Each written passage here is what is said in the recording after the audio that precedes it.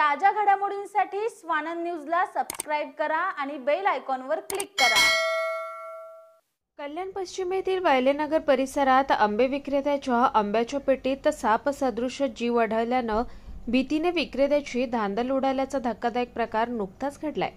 वायलेनगर जवळील निळकंठ पार्क सोसायटीच्या बाजूला एका आंबा विक्रेत्याच्या पेटीमध्ये साप सदृश जीव आढळल्यानं विक्रेत्याची भीतीने धांदल उडाली।